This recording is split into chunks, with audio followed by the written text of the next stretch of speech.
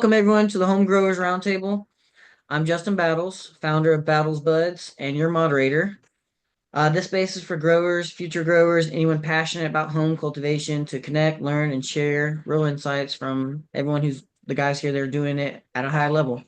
Tonight we got three incredible guests joining us today. Each brings a unique lens to the home grower world, from advocacy to germination, and to a whole full-blown regenerative indoor ecosystem. I'll guide the conversation for about an hour, and then we'll open it up for a few audience questions. Um, so I want to kick things off by zooming out a little bit and looking at what's happening over in Texas. Colton Luther is a hemp farmer, advocate, and host of the Texas Growers Podcast. He's been on the front lines of this movement, giving voice to growers and pushing for real change in this restrictive state. Before we jump in, Colton, can you give a quick intro for folks who might not know about you, just a bit about who you are, your work as a hemp farmer and podcaster, and what's been at the center of your focus lately? Yeah, totally. Thanks, guys. Yeah, so down in Texas, we got a lot going on. It's very, very busy right now.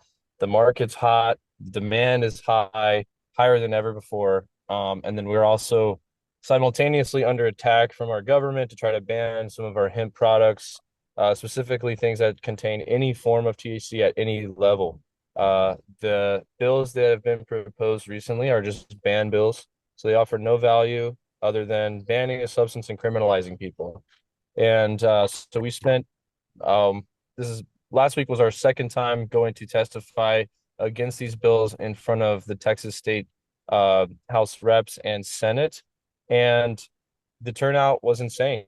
We have a huge demand for this. There's a huge passionate group of people here that are Texas strong. We know that how resilient and serious about Texas that Texans are. And so we have that showing up to the Capitol in order to save this plant, save this uh, molecule that's federally illegal at this point. So we're just trying to keep Texas from going back in time while moving forward and becoming more of a champion of hemp. The hemp word and stigma has changed so quickly over the last few years because we're seeing things like THCA and other naturally occurring plant compounds we can get from hemp going into products and being in demand, being able to be sent over state lines, even internationally, which is great. And so Texas really, if we don't go back in time, we can become a very, very large supplier of the world's hemp and raw material and biomass and cannabinoid. And that's what we're trying to get for Texas for our economy and our society. But on a personal note for me, yeah, guys, I've been doing this for 5 years now. Started as just an enthusiast and a consumer connoisseur, if you will. And when the hemp program in Texas opened up, I knew this was always something that myself and my business partner wanted to get into. We already had a little bit of a legacy grow kind of going on. And then obviously we when hemp opened up here, we were able to file for a license and start cultivating hemp on a very, very large scale. We're not as large as we want to be. We want to be able to do, tens of thousands of square foot indoor, hundreds of acres outdoor for industrial and biomass, and just have as much of this plant material as possible. And we're kind of in the stages of battling legislation that can shut us down and be harmful to our business while also trying to scale and raise money. So it's definitely an interesting time. But if some of you, and I'll wrap it up in a minute, but like if you guys are from other states, everybody's time comes to have that fight and have that battle, and none of this stuff happens easily. And we are not complaining here in Texas. We are super honored and super excited to be finally getting our seat at the table to fight for what's right with this plant. And so that's led to just needing a platform, needing media coverage, and there wasn't any. There's no hemp college or hemp media or cannabis media that's just going to pick you up and promote you, right? So seeing that, I started my Texas Growers podcast to not only highlight growers, but also, manufacturers of products, edibles, influencers, event planners, activists, lobbyists, and just give us all a platform to tell our story and reach more people just like this here. And that's what's culminated that. So if you see the Texas Growers podcast, you're going to hear from myself, who's a grower, my business partner, but also other operators here that are doing it big and are super talented and super eager to just supply this plant to the folks that need it. Oh yeah. So you've been growing and advocating in Texas for a while now, but what's it really like trying to build something that isn't really welcoming to cannabis or hemp? How's that been for you? Yeah, so we've been advocating and we're really winning the hearts and minds right now of a lot of people. And the reason why is because up until these last few months of having to testify and put things on the record in front of our state legislatures, there's been obviously a slow media push. Like I was saying, we have the podcast, we have people that make content for their brands. More and more people were realizing that this stuff is available and it's safe to use, and there's people you can contact to ask questions and all of that. But what really I think has changed the stigma and the mindset of Texans is now with the legislatures trying to come after us, more people know about legal and available THC in Texas than ever before, whether you agree with it or not. More people know about it, which is amazing. And then on top of that, when we go to testify, it's not just people that are growing or manufacturing or consuming. These are people from all different walks of life. I like to always talk about our veterans that we've had recently. I mean, the veteran community has come out so hard for us for Texas because these people are demanding this product contrary to what the VA has available or opioids or alcohol. And so we're hearing these tear-jerking, life-changing moments from veterans, from even kids. We heard some kids that had different medical issues and their parents were there, and these 12-year-olds came and testified and said, hey, I need CBD, and my doctor, my parents, they need me to have these THC mixes and stuff like that for my whatever implication that they're trying to cover. So that was kind of cool. And so in Texas, I'll say more people are cannabis friendly than you would think. Um, they say all the time there's in Texas it's cowboys and cattle as far as you can see. It's also cannabis in there. The cowboys love it. They roll their own. All the old heads love it because it's been around forever, even on the in the shadows. And so we have the heady crowd. We have some OGs out here for sure. And then obviously the youth, anybody that's 40 and below, cannabis has been so common in our life and in our cultures here as younger folks and these younger generations. Obviously, we don't want kids to get this or any of that stuff that they're trying to say we do. But there's a ton of people here in Texas that are not as staunch and old school conservative the way that people think or the way that the government even tries to paint Texas, right? It's just not true. So are we gonna go blue anytime soon? Probably not. But we're a lot more liberal on the social issues than people would think. And that's something that's been cool to kind of be in charge of uncovering and tearing down some of that misconception. Because again, we could have every MSO come here, we could have anybody that wants to do home grow, anybody who wants to do small batch and get a license. There will never be enough cannabis to supply the 30 million people plus that come to Texas and live in Texas. We will just basically never keep up, right? So it's a great cannabis frontier, and it's an honor to kind of be able to start flipping that mindset from the old school way of thinking about hemp and cannabis to putting it in the new light, the way that it needs to be these days. So speaking of like people coming in, MSOs, home growers, like for those who don't, haven't looked at the licensing process, what is it like to actually, or what is the process to become a legal hemp farmer or processor or producer in Texas right now? Yeah, so if you guys have ever grown in a program or in a state, you're gonna probably laugh and cry at what I'm about to tell you. So to cultivate hemp in Texas, I mean, seeds, clones, grow them in the ground, grow them indoor, do whatever you want to do. It's $150 per year to have that license. I think they have an additional one for like all encompassing like manufacturing retail licensing. That's only probably a few more $100. So you're not going to come out of pocket the $500,000 or multiple millions of dollars for regulations and licensing fees and testing and taxes the way that you would in another state. And again, cultivating hemp, we only have to keep things below the 0.3% on a dry weight basis. So being very familiar with the plant, I'm sure a lot of you are aware, THCA is a lot more prevalent in flower than Delta 9. And so it's very easy for us to have strains and genetics here that are fitting the bill for hemp which allows us to keep those costs low, which allows us to have more money to put back in our operation and scale faster, which is a very, very interesting way to think about Texas that I think a lot of people are missing. That's why you don't necessarily see MSOs here or a ton of home grows. I think people are very confused at what you can and can't do in Texas and what's legal, what's not legal.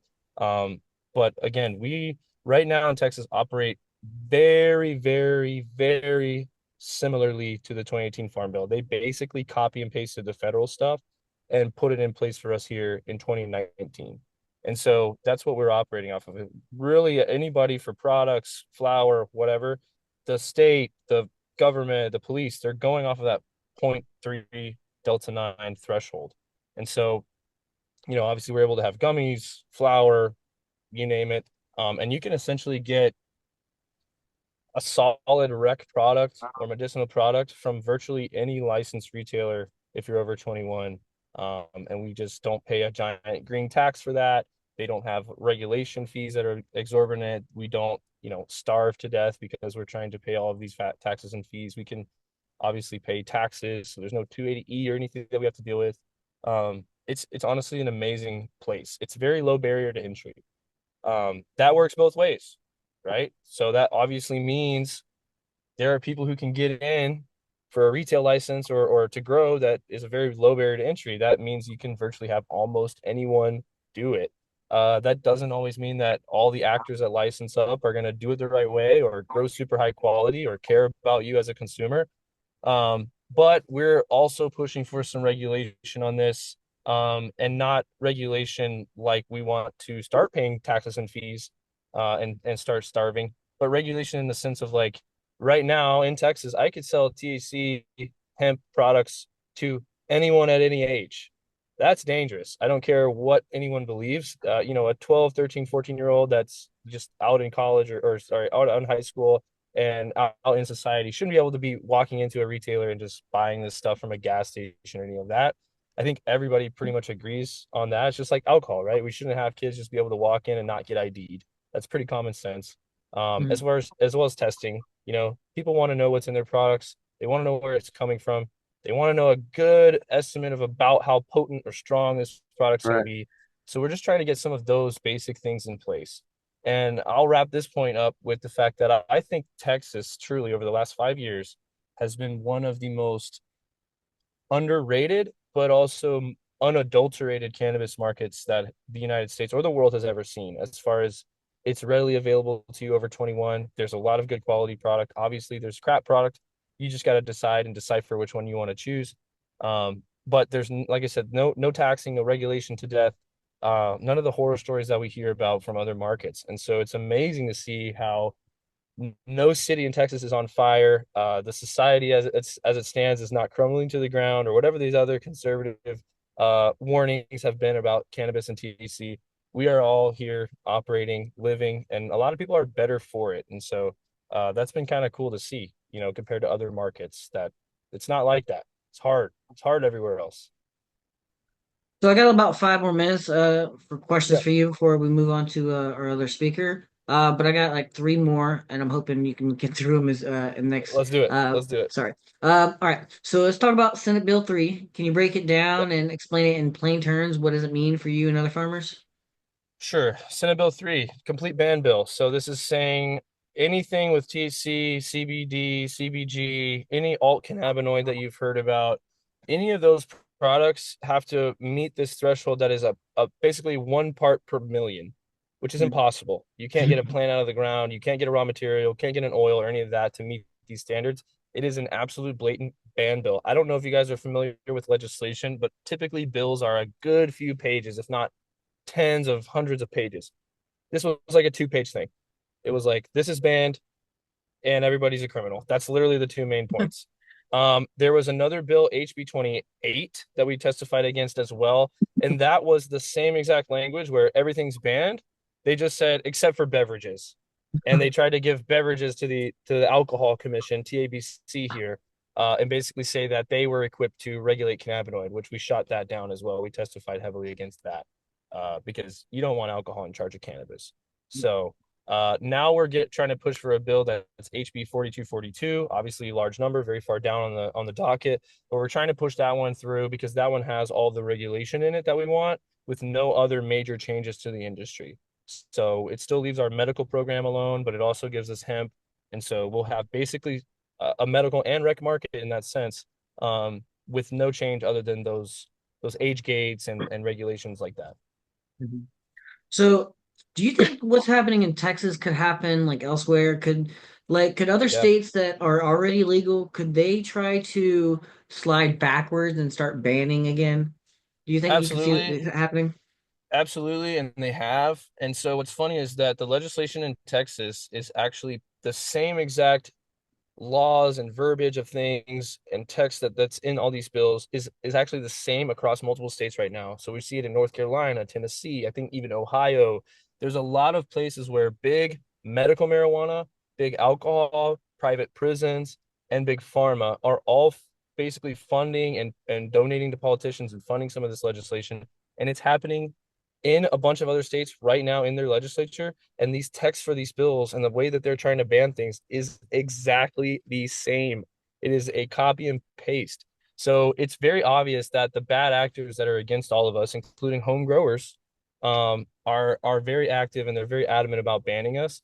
Yes, absolutely, it's possible for other states to do this, and it's happening. I mean, flat out. This is the third time that Texas has tried to go against THC and they've lost, which is pretty interesting. And I don't think other wins are happening in these other states as far as I've found out recently. So, but yeah, it's definitely possible, and it is happening in other states. You have these big conglomerate industries that are more or less evil, that are really just trying to basically interrupt our freedoms and our access to things like this, like plant medicine, or even just recreation, which is none of their fucking business in my opinion. And it's definitely not what Texas is about. So it's very interesting. So, if someone's watching this, because a lot of our audience is New York and a lot of the North up Yeah, here, if someone's watching this and they're not in Texas, what's something that they can do to support what's happening in Texas to make it so that Texas is like if it's that battleground state that is like stops it from like spreading, what can they yeah, do to help and so that it doesn't spread? yeah. I mean, I think just helping us fight the noise about it is honestly the best thing, because whether you're a home grow or a commercial cultivator from any other market, the hemp market in Texas is cannabis. So if you're pro cannabis, you're pro rec and medical marijuana and access to this plant, our hemp program is that. We're just using the guise of hemp and the legality to be able to process money and all these different things, right? All of our products are legit. They test the right way. We have a compliance department. Basically, I'm part of that for a lot of our businesses, and we're just using the law the way that it's written to operate. People like to demonize the fact that we're hemp and say that it's fake weed, it's synthetic, it's sprayed. None of that is true. So the same plants that the home growers and commercial cultivators or anyone across from the East Coast to West Coast, any of those plants that those people are growing, it's the same plants that I'm cultivating here in Texas. And the cannabinoid breakdown is the same, the genetics are the same, everything is virtually the exact same.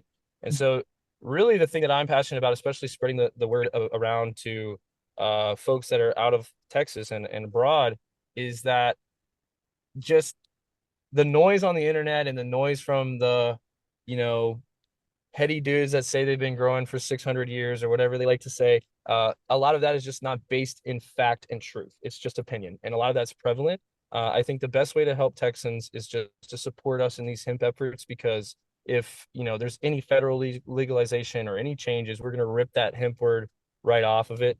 And we were literally here ready to be the rec market for Texas, one of the biggest economies in the world. So yeah, just support us in that way. If you hear hemp in Texas, we're really talking about cannabis. We're fighting for cannabis. We're fighting for THC, the same Delta 9 THC molecule that everyone else is familiar with. No So synthetics, no loophole. It's not illegal. Again, my companies have Bank of America and Chase Bank. So like, you don't get that by being sketchy. There's a very, very long process to process money through those banks. So that would be my advice. Just help us with the noise, help us with the stigma and this kind of the shit talk that we get from the industry because it's Mm. definitely changing very, very fast.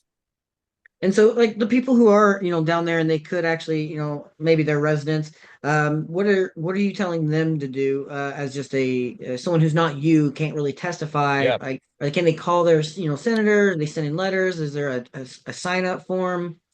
absolutely. I encourage Texans to reach out to me, and I have some other organizations that can help you. But yes, just sending in emails and making calls to the representative's office is the number one thing that you can do if you're not showing up in person. If you are showing up in person, again, just come ready, look professional, and just have something of value to say. Try not to let emotions and nerves get into any of this because they don't really want to see that.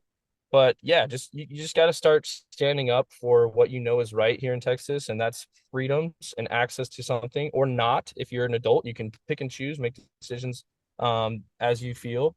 And yeah, just reach out if you can't show up in person. There's plenty of ways to do that. It's very easy, like copy and paste kind of stuff. And these offices of the representatives are very receptive to us. They've heard thousands of calls at this point. They know that these things are very important to Texans. And yeah, if you're down here, just keep putting out information to your representatives, keep helping with the fight. Um, and yeah, that's pretty much the way you can help us. Yeah, man, I really appreciate what you're doing because I'm from Texas, born and raised, and so when I go home or if I know that there's something I can go down there and do, I really just want to be able to support from afar, even though I live in New York now. But Yeah. so I appreciate what you're doing. I appreciate the good fight you're fighting. But yeah, so now let's shift gears to the beginning of the growth cycle, those early stages that can make or break a run. So Mark, I'd like for you to introduce us to Root Nerds. Tell us what's that all about? What led you to creating your seed starting system, and tell us about what you got started with, what you've been Oh yeah, building. my name is Mark, and I'm with Root Nerds. I'm a founder of Root Nerds. Am I everybody hearing me okay? Yep. Good. Okay. Basically, I've been growing cannabis on and off for a little over around 15 years or so. Very good friend of mine who's very innovative and passionate about it, bred his own genetics, taught me how to grow way back when, it was very illegal, obviously, as it still is in some places, but in New York. Um, so basically, back then, seeds weren't federally legal. Seeds weren't very prevalent, except if you wanted to order them from Europe or whatever. So what I started in, the first thing I learned to do was cloning. Cloning in like a large perpetual cycle. Um, fast forward years, seeds become federally legal. So New York legalized, and we decided we were going to do an outdoor project that year. And it had just been a while since I started seeds. The seeds that I got, I thought were going to be feminized, but they were reg. So I was really more under the gun to kind of produce, you know, get them outside, get the right ones outside. And I just had a rough time with it. So that was at the point where I started noticing more and more reels from like Instagram and Facebook, and I came across a guy named Shark, or it's not his real name, obviously. A guy named Justin from Shark Mouse Farms, and he posted this video. He's always very scientific with breaking things down and automation and optimizing. And he posted this video of a very cool looking, looked like a magical metal box, and it was called the Aurora Plus. Hadn't seen it before. Tried to track down the owner, who the inventor and patent holder, manufacturer. His name is Ash. He's a great guy, and he's in South Africa. He lives in a small fishing village outside of Cape Town. His family has a business in Cape Town, and he basically just wanted a better way to start pepper seeds because those can take weeks to months. He wanted kind of like a set it and forget it thing. His father was an engineer, so he's very familiar with engineering and things like that. So he came up with this aluminum, you know, at the time it was the first one was CNC'd out of a heavy block of aluminum just as like a proof of concept. Then he tried to make it a little bit lighter, and it was a die cast aluminum. And basically, it's just the concept that everything out there is plastic with heat mats, or wherever you live, some people may not even use a heat mat. Some people say they just throw it in a drawer, but you never know when you're going to get a cold snap. There we go. Thank you. That's the original or the Gen 2 Aurora Plus that we came across. So basically, the concept is that it just surrounds your seeds in warmth. It heats very evenly. It stays very stable because temperature stability and germination is very important. Um, so seeing that, I was just blown away. Started working with the inventor on development of the further future generations, which is out now called Sprout.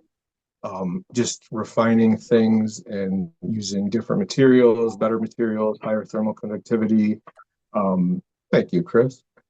Stabilizing things, and that's really, just it's one of those things where it just happened to be, the right place at the right time, the right stage. New York had just legalized. Otherwise, I wouldn't have really been messing with some seeds to put outside. And I happened to have trouble that time, or else I wouldn't have really been looking too hard at, other methods. And then I just happened to see, this video, get a hold of the inventor, like, why haven't I seen this before? And he's just had trouble finding the right person to bring it to the US market. But now we've been working with him for a little over 2 years. It'll be a year or 2 years next week since we formed the LLC, but we were working with him before that. And now it's evolving into, a whole product line, making it lighter, more efficient, more affordable. That's the other thing. It uses such little electricity. It's USB-C powered, and it uses 6 watts max at startup and like 1 watt during temperature maintenance. So somebody who's off grid or is concerned about power consumption, it's very efficient. We're getting rid of the single-use plastics, using a bunch of plastic bags and things like that. Really looking at that when we are choosing, the materials for the item itself, because not only does it work much better and heat evenly and stay more stable and surround the seeds, it's it's really just avoiding the plastic. It doesn't really get recycled. I think about 9% of plastic actually gets recycled, but the rest ends up burned or in landfills. And then you look at aluminum, 75% of all aluminum that's ever been produced is still in circulation. So it's just a very sustainable, combined with the electrical use. And this is a thing, I mean, I've always wanted to start my own business, and it's very fortunate that it's something that I'm also passionate about. But my whole life, every job I've had, I've always avoided sales jobs because I don't want to try to sell somebody something just for the sake of me making money or because that's the objective. But once I came across a product that really blew my mind, it was not only good selling it, but putting, all my savings and everything to get the business going and really, taking those risks to get things out there and get things going. But it's just been incredible because now, while that's going on, there are things like this or other podcasts where you get to sit down and speak with people. But back when I had started, it was just not like that at all. Very, very lonely, very like stress added to it over the fact of the legality issues and not being able to really bounce ideas off of anybody or share or anything like that. You go to the grow shop, you have to be careful about the terminology you used or who was around. So it's been just a crazy experience to go from New York legalized to now I have this whole business that's deeply rooted in this cannabis movement, the community, everything. And that's the other thing. Like I said, it was invented for pepper seeds, but obviously works very well for cannabis seeds. And some people, especially who have older seeds or improperly stored seeds, but the cannabis community has been very welcoming and supportive. That's awesome. I love your story, man, because that's where the best businesses are made from, like a pain point you had yourself. And so you Yeah. you were having trouble with germination and you created, you went and found a business that's, based around germination. So from your experience, going through that pain, what's the most common mistake people make when they are starting their germination, and what does it cost them long term? Does a poor germination done wrong make the plant stunted forever? Can you come back from that? Well, with germination, there are multiple factors. It's like, you know, you don't want to let them dry out, but you don't want to drown them. And you want to make sure, see, a lot of people, they prefer starting directly into soil, but if the moisture level and the content and things aren't right, there can be plenty of pathogens that cause damping off that will prevent germination.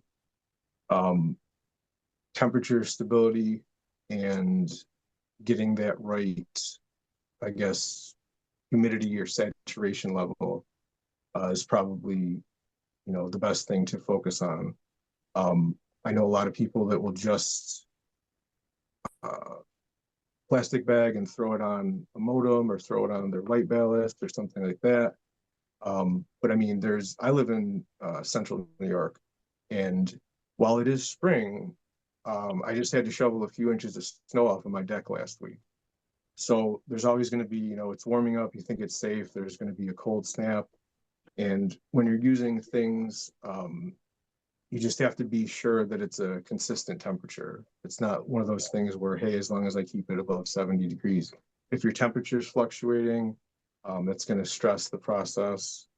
And, but I've done things like, had a slower or difficult germination. Some people will take the attitude of, well, if it doesn't do it on its own, I don't want it. It's not going to be anything. It's not going to be strong enough or good.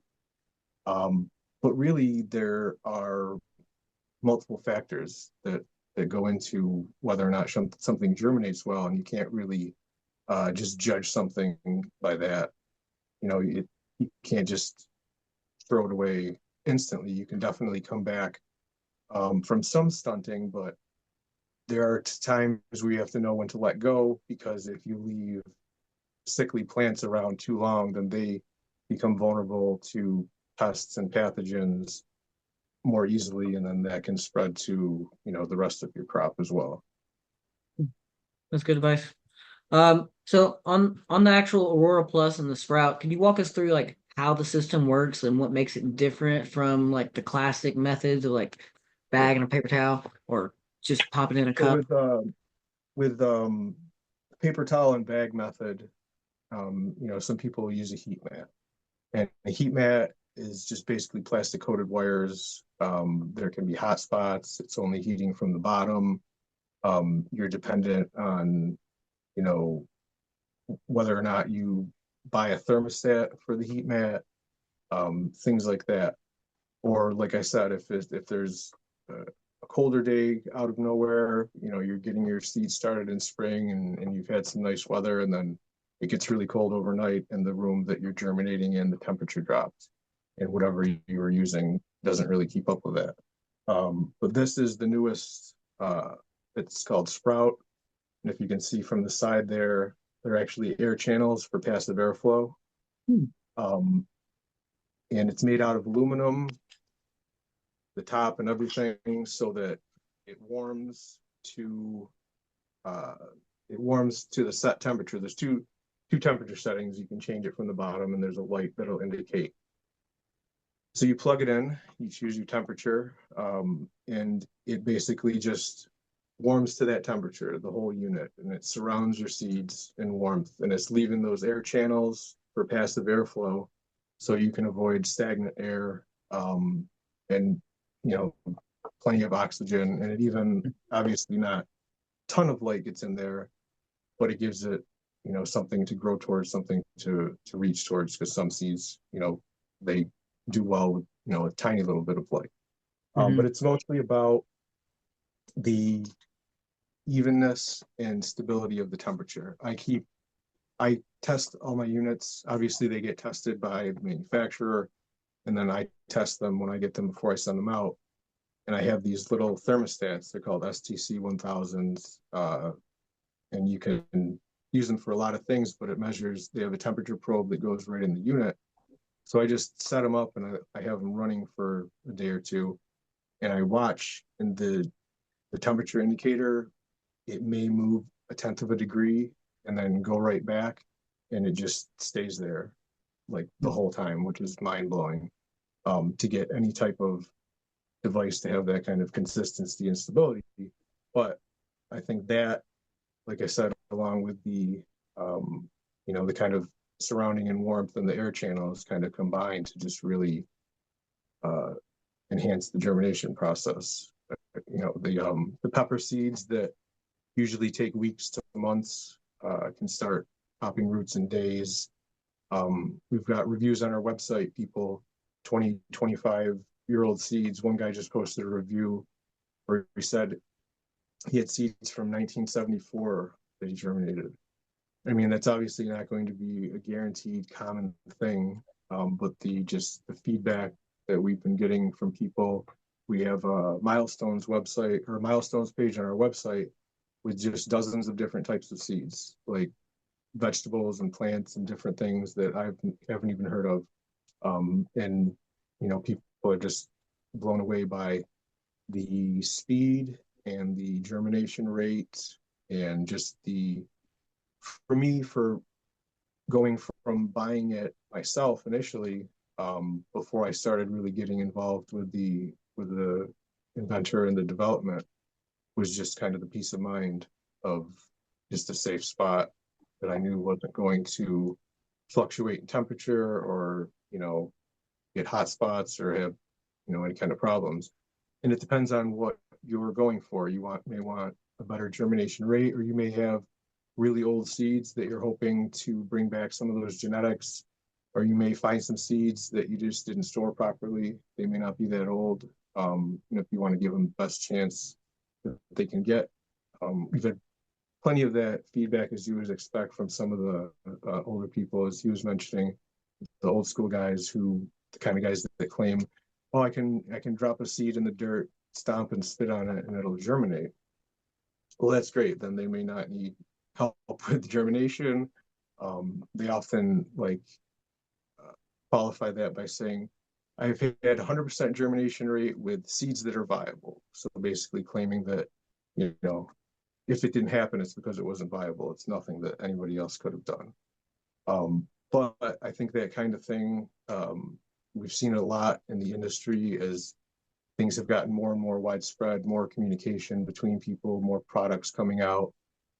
That kind of exclusionary attitude where people will try to define who's a real grower and this and that. It's really just more about making it more accessible to people. I know somebody who used to run a big warehouse grow, but he ran it off of clones because he couldn't really do well with seeds himself. So there are different levels of understanding and skill people have, their strengths and weaknesses in any process. I just want to ask you two more questions before we turn it over to Josh. But I thank you for your time. I do hear over and over that you say that the environmental stability is important with the temperature. I haven't heard too much and the airflow. I haven't heard too much about the moisture. Does that how do you maintain the moisture and like I'm not so familiar with your product other than what I see on the website. So are you using Right. some kind of like a makeup So we have pad or some kind of so we have cotton pads. You can actually Mhm. use it with or without cotton pads, and actually some people sandwich them between two pads. Some people just lay one pad down.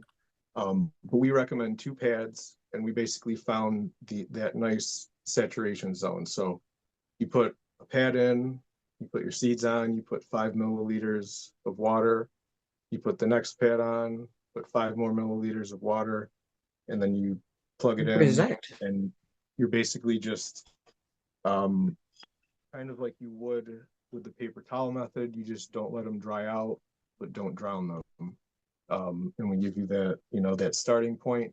It depends on the type of seeds. Usually, especially with how many seeds you start with.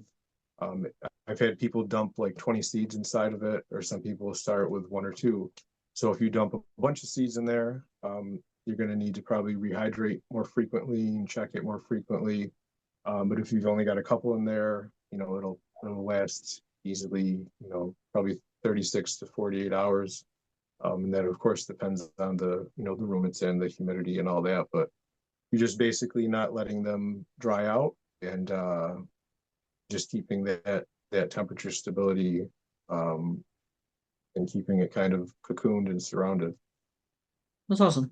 So if you could redesign the germination process, like the entire germination process for everyone from the ground up, is there certain things that you feel like the entire home grow world, like what would your ideal process be? Like, it would obviously probably, I think you would include your product in that SOP, but what would your ideal way to germinate for everyone be?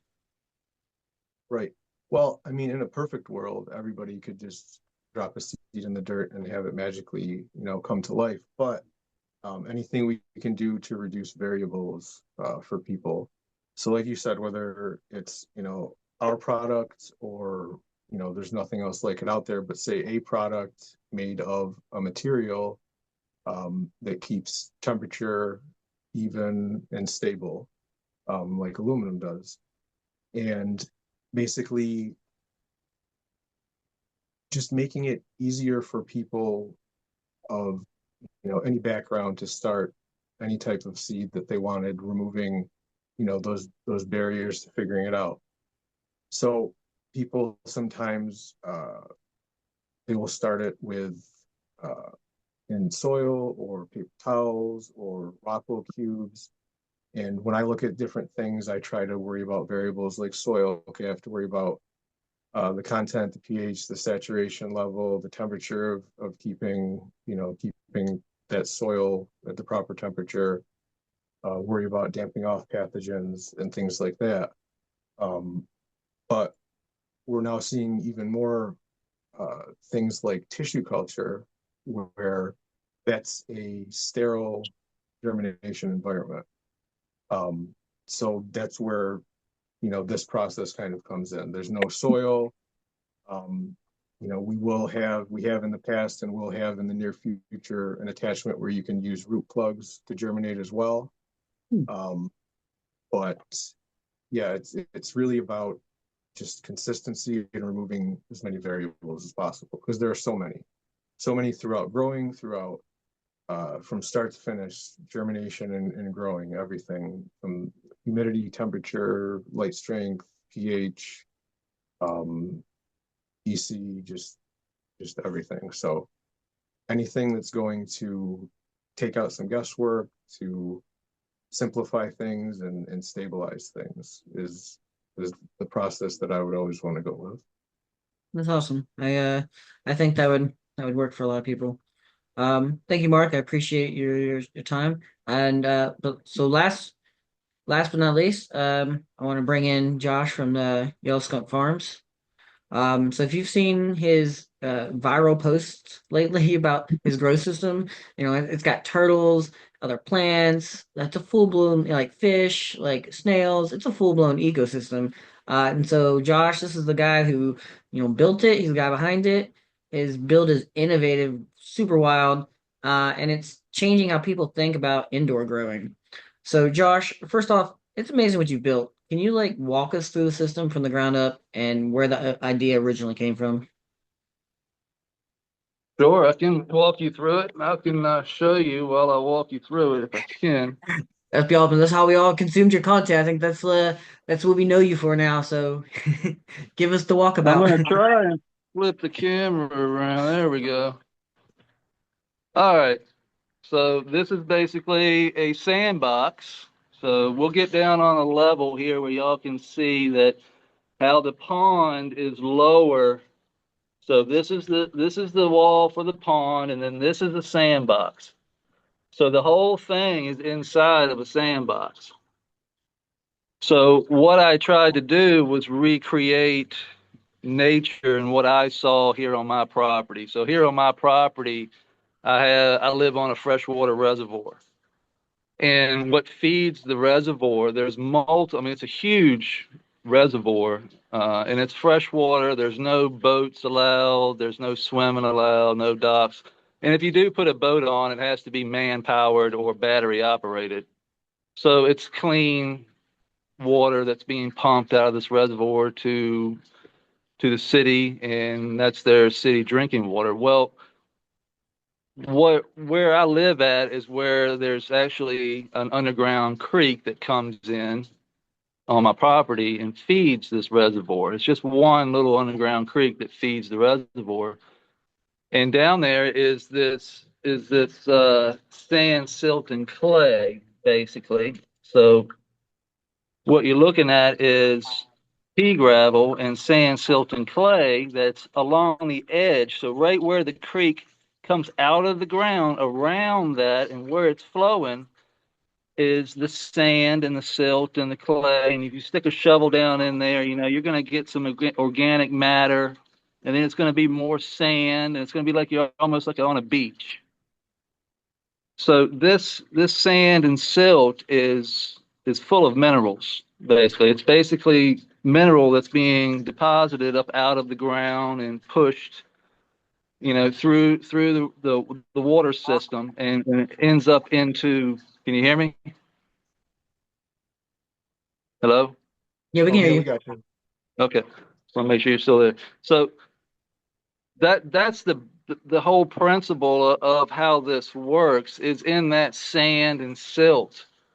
So in this box here, I just layered a nice big thick layer, but before I did that, I actually, because it smells like a swamp. So it's really stinking. It's full of anaerobic bacteria that The is sand. not good. Hello?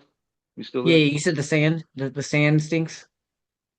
Yeah, it's like down there right where all that organic matter is built up down by that creek and on the reservoir.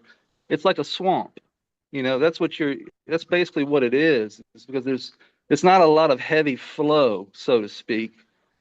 So there's a lot of built up organic matter that's not good for plants. So in order to basically compost this funk out of the swamp, basically that's sand and silt and clay and organic matter, we have to compost that out.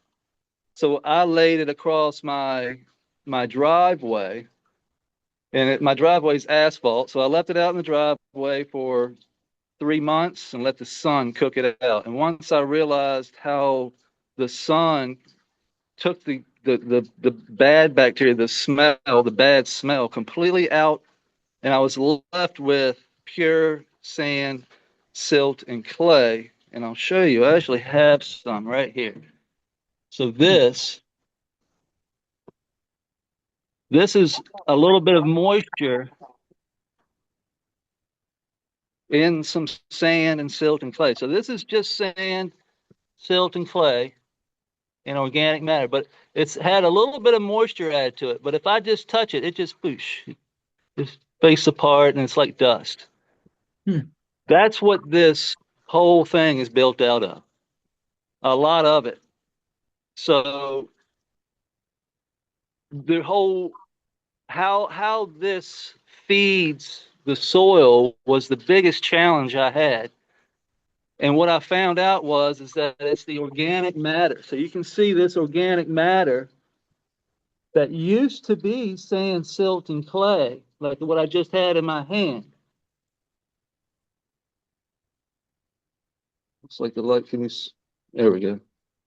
So the whole trick to all of this is the organic matter that's in what I just had in my hand. That sand, that silt, that clay that's flowing through all your creek systems, all your streams and creeks are coming out of the mountains. And that's where all that organic matter is super rich. Before it ever gets to the river, before it gets to the ocean, it's coming out of these streams and creeks out of the mountains. And this is just one of those little streams that basically is bringing all that mineral and stuff up out of the ground. And I noticed on my property that everything around that, even in the swamp, even that nasty swamp muck, green, everything was just lush and green. all the grasses were lush and green. There was no pest pressure on anything down there. And I was like, wow, I mean, this stuff is really strong. And the only way you can really use it and be fish safe is to compost it. But how do you compost it without putting it in soil and letting biology do it? And that's where the sun came in. And that's where Leighton Morrison and his idea of just laying it out on a tarp and letting the sun cook it out. And that's where I was like, aha, that made all of this work. So this whole thing is set up in a horizontal soil system. So it's sand and silt and pea gravel up into here. And then you have clay, a red clay layer. Then you have yellow clay. Then you have sand and silt and clay that I've composted on top of that. Then you have soil. Then you have more sand, silt, and clay, a layer of sand, silt, and clay on top of your soil. And then you have mulch. So just underneath the mulch layer is that layer of sand, silt, and clay and organic matter that I brought up from the reservoir. It's the same stuff that's in the creek and in the pond. And that is the trick of wicking water up over the wall, up over the creek wall. So it wicks water up over the creek wall and wicks it all the way across. Wherever that sand, silt, and clay and organic matter is where it's wicking water. That's awesome. The- Yeah, you've answered so many of my questions already. So how long did it take you to get the first version running, and what was the biggest lesson that came out of that process? The biggest, all right. So in growing cannabis or anything, any type of thing that I've been trying to learn, I've only been doing this for 5 years. So I started in 2020. I started in a 4x4. Well, actually, I started in 30-gallon grassroots living soil beds, the 30-gallon ones, and then I graduated to the 4x4, which is all horizontal done. And then from this, I realized that these 4x4 beds are not made to be set up in a horizontal system because they have this air gap down here. So they have this liner, they have a plastic liner here, but then down here, it's all air. And it's meant to do that because it's made for indoors. But in a horizontal system, that needs to be sealed off because I'm trying to capture water, not release it. So when you let air into there, you allow algae to grow and you allow bad things to happen. So it really is, you need to seal that off if you're going to do it in a 4x4. That's why I had it wrapped in plastic. But I've since turned that into a worm bin, so I took the plastic off. And we graduated to this. And it's all about water regulate. We just have to regulate the water. That's the key.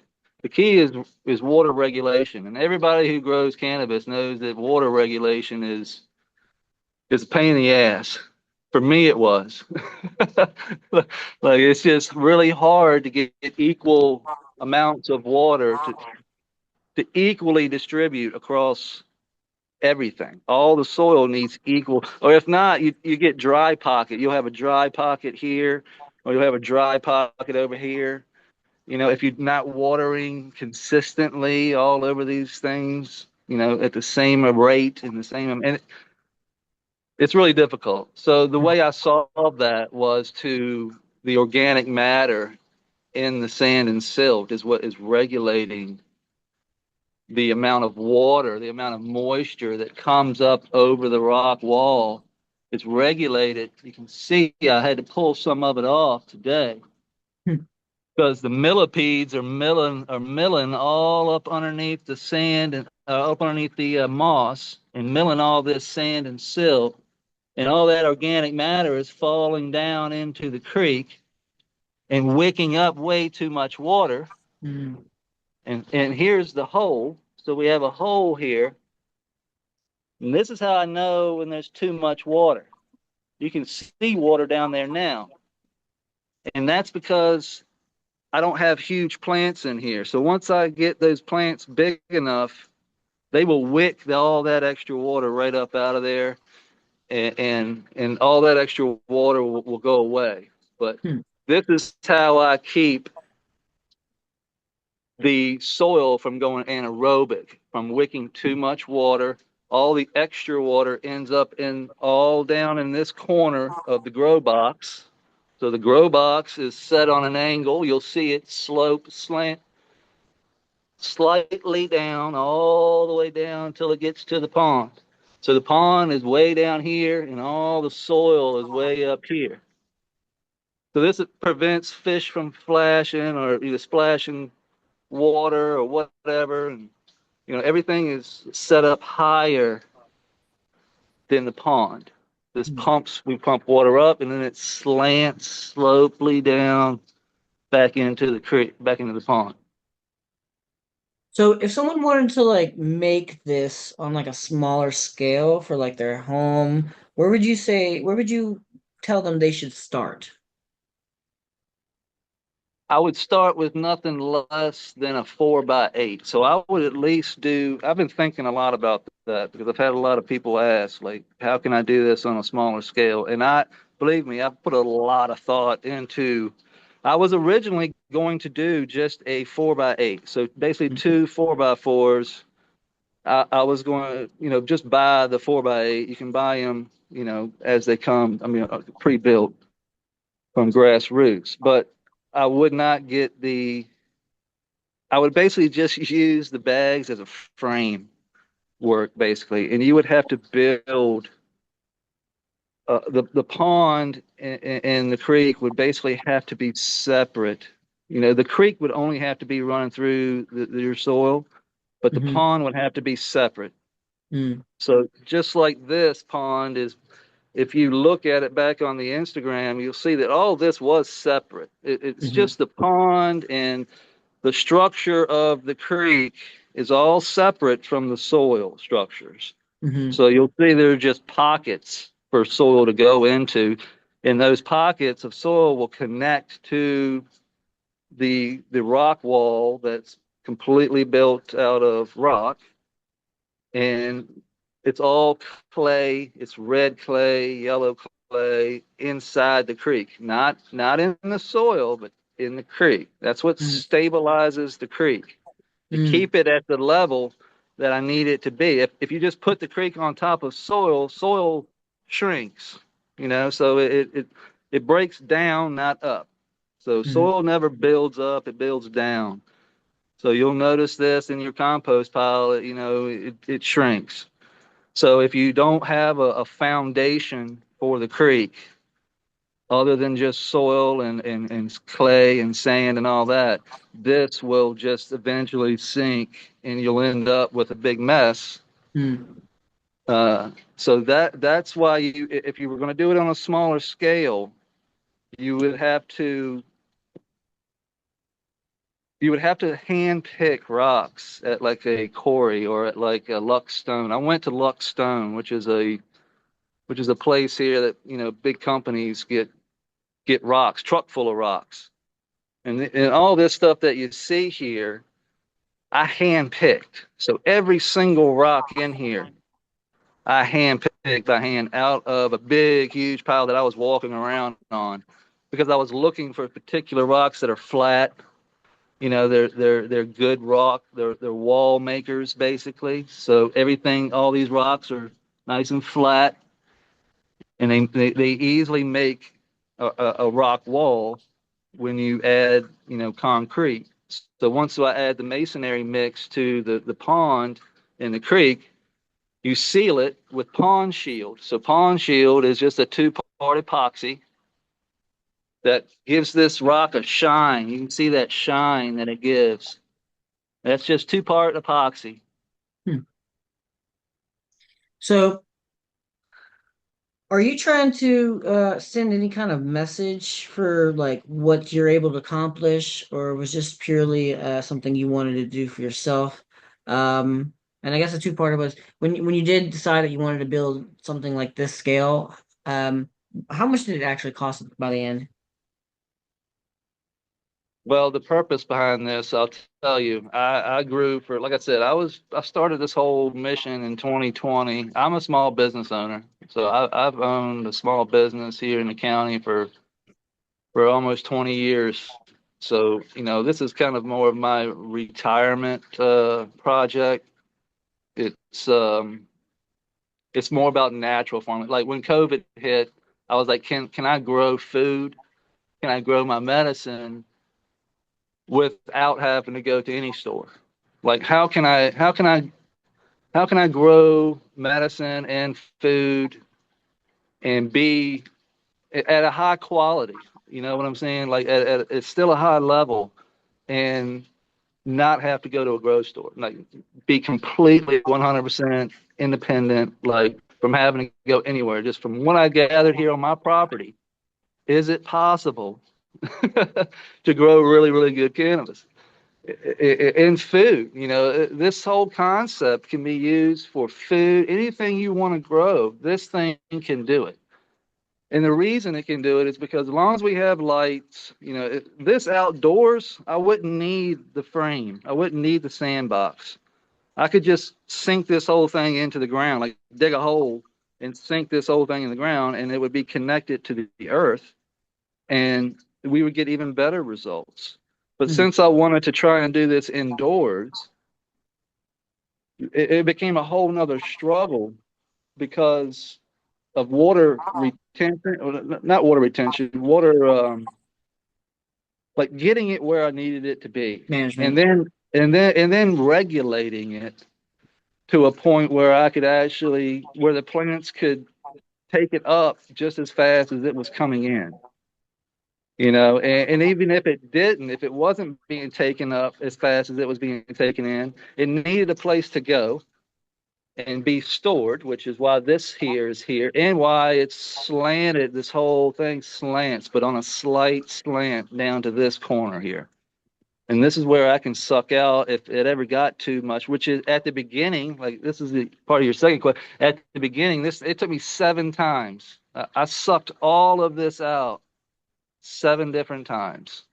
So I would start it up, let it flow. The first time I let it flow, it flowed for 9 days, and then it just flooded down here. I mean, it filled up with water. I was like, well, that's too much.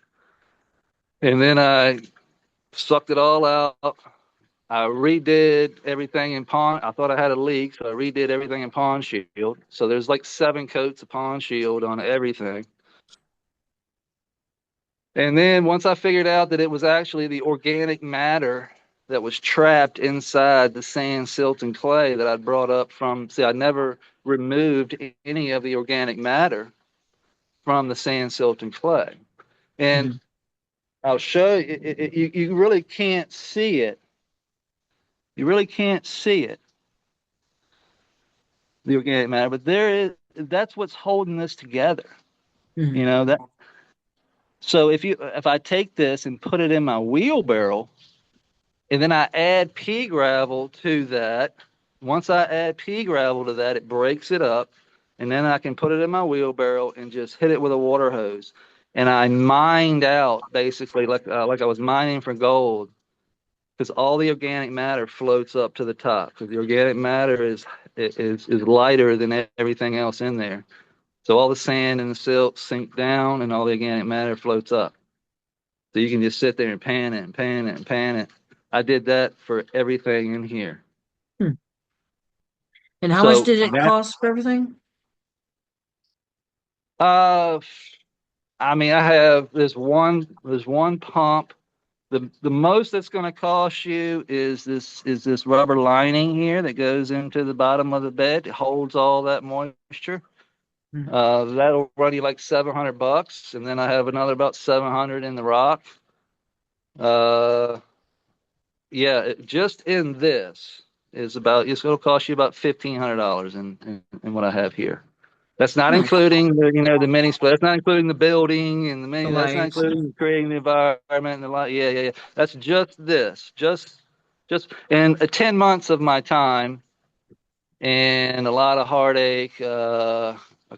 I broke a finger one time, and I hurt my back one time, so it put me out for a month Oh no. dealing with all this rock.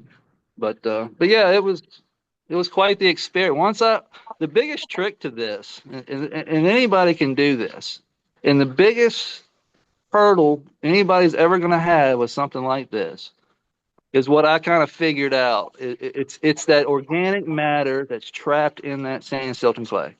That is what's wicking so much water over the wall into the soil. That's why I'm getting so much water down here. It's because Mm, it's being wicked up by the roots and the plants, but it's also wicking so much that it overloads itself. mm, And that's where you can run into problems in the soil if you don't have a reservoir. And that's where the horizontal system, because all that water goes down to that clay layer. It'll get down to this clay layer here and then slowly seep through that. mm. So I And got a that and question. that gives Oh, sorry. that gives these plants plenty of moisture. And it gives you also your microbiology. It's the biology in here that's really breaking down all that nutrient. That gives them all the moisture all the time. I don't have to do anything. I don't have to worry about watering anything because it's constantly being wicked up over the wall. Mhm. So I got a couple questions from Jolly Pond. They wanted to know, what did you do before you were working on this project? Like, what did you do for work? Like, I know you said you're a small business owner. What do you do? I was a truck driver. I own a small Nice, delivery company. nice, that's Yeah. cool. But I grew Um, up, you have to understand, I grew up here on the property my grandfather owned that I grew up around. I've had a koi pond here on the property for 23 years. We've had fruit trees, Christmas trees, a tomato farm. He was a big time tomato grower. So I spent a lot of time on the farm. I've had a lot of experience with aquariums. Like I had a saltwater aquarium for years. mhm, That's a whole nother world. Like I realized that the sub pump, that like the sub tank underneath the fish aquarium is where all the actual life is. All the life in this thing is in here, not up here. It's in that fish pond and it's all in that creek and it's hopefully being leached up. And I'm mixing terrestrial biology with aquatic biology, mhm. and we're going to see what we get. So the Jolly Pond also wants to know when, and I have no context to this. So when is the wall of plants work plan on starting? The I don't wall. know, Oh maybe. yeah, yeah. I know what you're talking about. So I plan on everything over here that you see, all that white wall. Eventually, there's going to be no white wall. There's going to be everything that you see around here are going to be plants. There's going to be a plant wall, basically. And we're starting with this. We're starting with that jasmine and that ivy over there, basically. So that jasmine and ivy I'm going to let them grow up that rock wall and cover the whole rock wall over there. And then it's going to grow up over that probably and end up on that white wall. And then I said the other day I always wanted a snake, so I'm going to incorporate a snake into this, but I'm going to have to make it to where it can't get into my soil pockets. So it's probably going to be an addition where this table is. It's going to be another addition to this, and it's probably going to be a little snake chamber Ooh. that kind of attaches to the pond here, but he won't be able to get into the pond to get to my turtles. Mhm. But it'll be a separate whole terrarium basically over here for a snake. That's badass. And last question, I guess it's a funny one because like I said, I don't have context for this, but you must know, when's the next, how long before a mermaid gets introduced into this? Because now you got a snake. When's a mermaid coming? If anybody can find one, I'll be happy to introduce a mermaid. Oh, Uh, look at that. That's Peter right there. oh no, that's so awesome. I love watching the turtles.